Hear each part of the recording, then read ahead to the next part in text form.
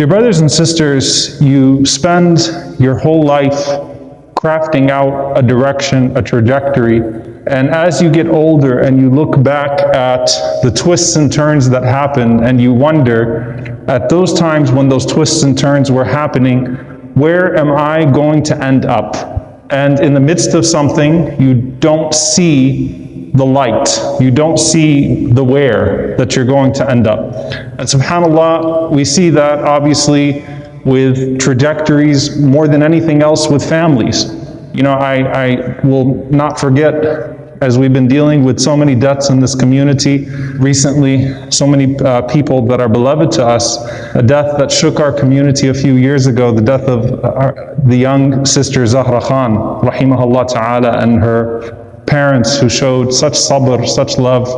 She was a daughter of the epic community and really a wonderful person, a wonderful young woman, mashallah. And a comment that was made by one of her parents that, you know, you spend that entire time and you want them to walk across the stage, graduations, weddings, but how many people can say that their daughters are shuhada, or martyrs? It is a different trajectory. It is different altogether, but the disease that she died from was internal type of disease that bi'idhnillahi ta'ala we pray would be amongst those. So you make these plans, and the plan is to be in this place at this time as you draw out, you know, your plans for the future. And subhanAllah, in the midst of the twists and the turns, you don't know where the turn is taking you to. It's like a detour that shows up on a highway, and you have no idea where you're going to end up as a result of that detour. And when you're in the midst of these types of twists and turns and these trials, the most common question that's asked is why? Why is Allah Azza wa Jal putting me through this? Why is this happening to me? And then you have Aina or ila ain wa mata, where to and when, which become two crippling questions as well that we need to treat. Where to, where do I end up at the end of this? And when will the relief from Allah subhanahu wa ta'ala come? The element of needed closure, right? When? And that's something that inshallah ta'ala we'll talk about next week, but I wanted to talk about the ila ain, where to, where do I end up? You know, I had all of these plans, and then subhanAllah, this happened in my life. So where am I going to end up? You know, think about the young med school student that was working and working and working and trying to get into medical school, and then twist, okay, where do I go now? I have no idea what's next. And obviously that's a less extreme example, but a more common one, right? The fear of where do I end up next? When you look at the Prophet ﷺ in Ta'if, and the Prophet ﷺ saw this dream where he saw trees and greenery and thought that that land of acceptance was going to be in Ta'if, finally, after all of these years of oppression at the hands of his own people, the hardship at the hand of his own people.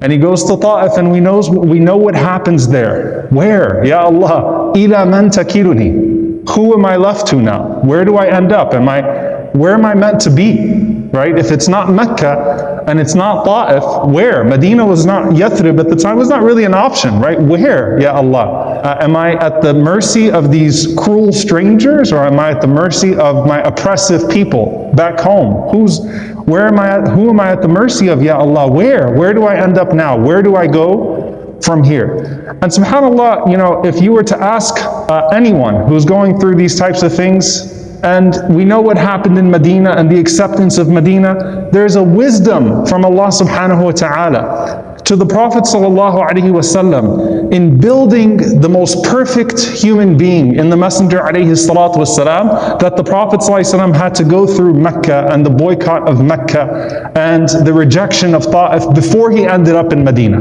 Allah Azza wa Jal is capable of all things and in control of all things. It could have been that as soon as he said Iqra, that the people of Medina would have heard Al-Muddathir, Al-Muzammil calling out Bashiran wa Nadhira as a caller towards good, and would have accepted him, and that entire headache would have been saved, right? But it was fundamental to the making of the Prophet ﷺ and where the Prophet ﷺ ends up. Because the Prophet ﷺ did not go to Medina alone. He had with him a group of people that had been tried in the worst of ways in Mecca. There was a wisdom both to the Prophet ﷺ and to the companions. But if you ask them in the year 611, where do you think you're going to end up? And they drew out possibilities.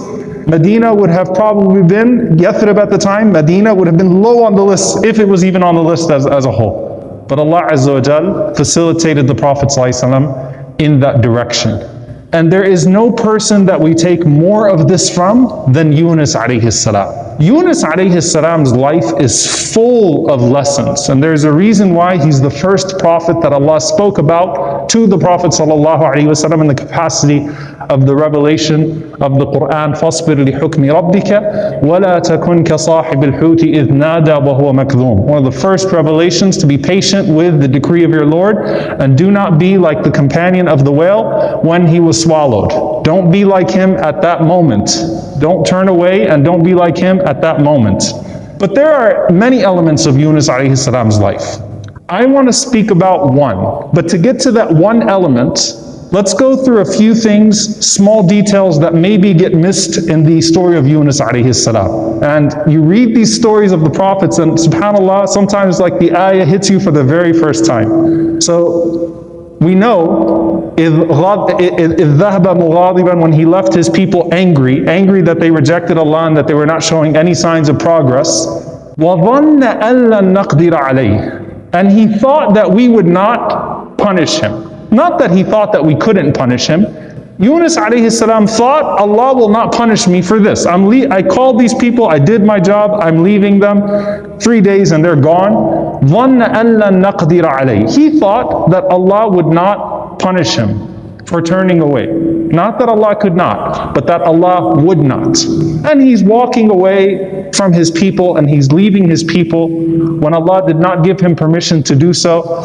And subhanAllah, the ayah in Surah Al-Anbiya at least just goes straight to إِذْ نَادَى فِي الظُّلُمَاتِ أَن لَا إِلَهَ إِلَّا أَنْتَ سُبْحَانَكَ إِنِّي كُنْتُ مِنَ الظَّالِمِينَ. Like the whole story of Yunus is cut out from when he's walking away from his people, ظَنَّ أَن لَّن نَّقْدِرَ عَلَيْهِ, and thinks that Allah will not punish him, to the lowest point when he's in the belly of that whale calling out لَا إِلَهَ إِلَّا أَنْتَ سُبْحَانَكَ إِنِّي كُنْتُ مِنَ الظَّالِمِينَ. The story is omitted from the middle of the ayah to the lowest point. This is what happens, and this is where Yunus alayhi salam is in a complete state of istislam, completely submitted to Allah subhanahu wa ta'ala, with the dua that the Prophet ﷺ said that every makroob, every person in hardship, no one makes this dua except that Allah subhanahu wa ta'ala relieves them of their hardship and brings about ease. But Allah takes us right to that point after that. Yunus alayhi salam completely submitted in the belly of that whale, calling out under the layer, the darkness of the night, the darkness of the ocean, in the darkness of the belly of that whale, as Ibn Mas'ud radiallahu ta'ala anhu says. And submits himself and says, Ya Allah, la ilaha illa anta subhanaka inni kuntu min al-zalimin. I give up. Ya Allah, I'm completely submitting it to you. I'm submitting my affairs to you, Ya Allah. And what did the angels say, subhanAllah, according to some of the riwayat? Say, Sawtun ma'roof. That's a familiar voice calling out, makan and gharib. But what an unfamiliar place that he's calling out from. That's a familiar voice, a man who used to call out to Allah frequently. But what an unfamiliar place that we're hearing the voice of this servant of Allah subhanahu wa ta'ala from, in the bottom of an ocean in the middle of nowhere, in the belly of a huge whale. La ilaha illa anta subhanaka inni kuntu min al-zalimin. Dear brothers and sisters, at that point when Yunus alayhi salam was swallowed at that whale, not because his people ran him out, but because he turned away from his people.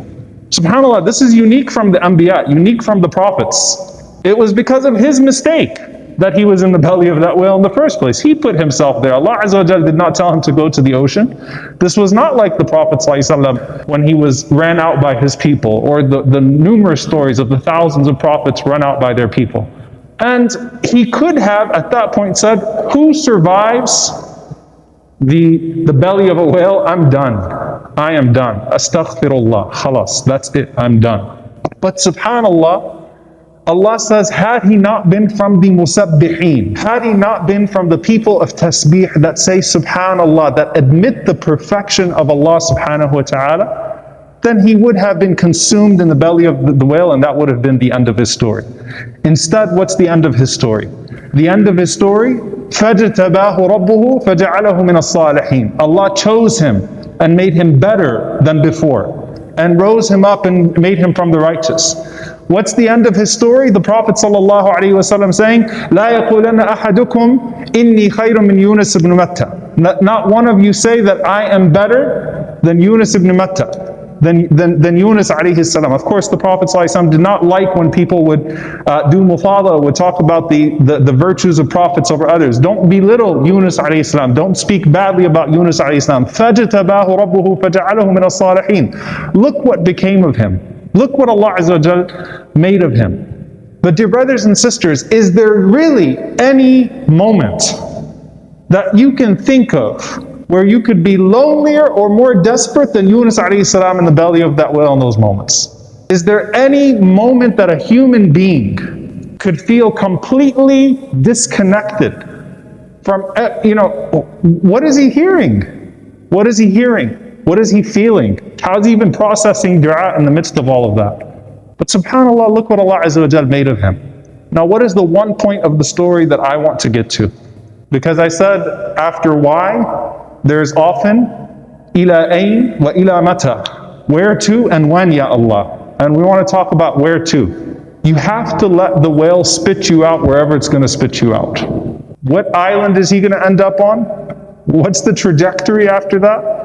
Subhanallah, you read the story of Yunus alayhi salam, what island is he going to be spit out on? Where is Medina? Where is it going to end up from here? And that's a difficult thing for us to do istislam to submit ourselves to. But if we submit ourselves to that, then it becomes easier to submit ourselves to the mata, to the when.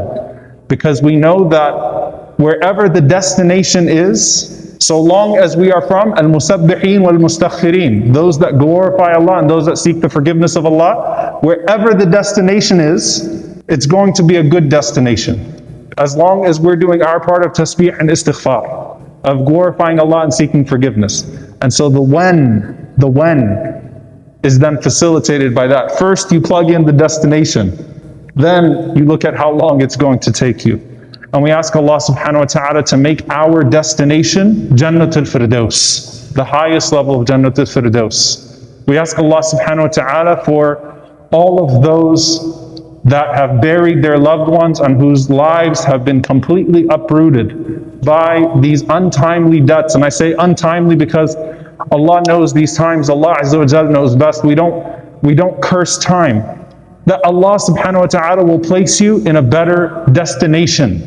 That Allah subhanahu wa ta'ala will deliver all of us, bidnillahi ta'ala, to a better destination.